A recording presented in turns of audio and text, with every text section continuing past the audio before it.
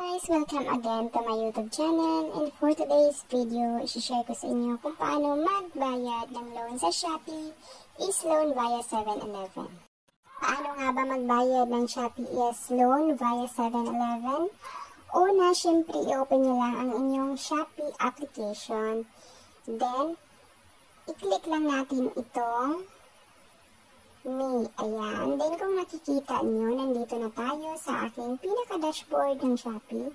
Ito yung Ace Loan at may babayaran ako dahil ito ang first loan ko. So, unpaid pa yung tatlong loan na ito. So, magjo-due ako sa June 15. 8.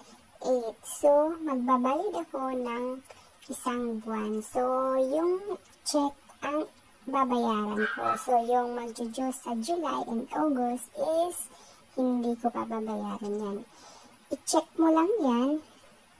Then, i-click itong Payment Center e-wallet. At dito mo makikita ang 7-Eleven click.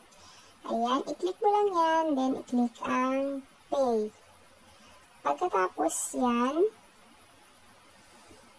i-enter mo lang dito ang inyong email. Dahil kailangan niyang i-enter dito at i-click ulit ang pay.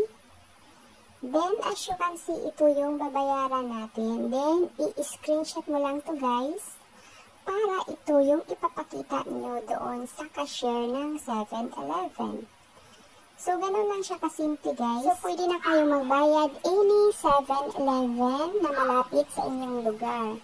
So, thank you for watching guys. I hope kung may natutunan ka, please don't forget to like and subscribe and hit the notification bell para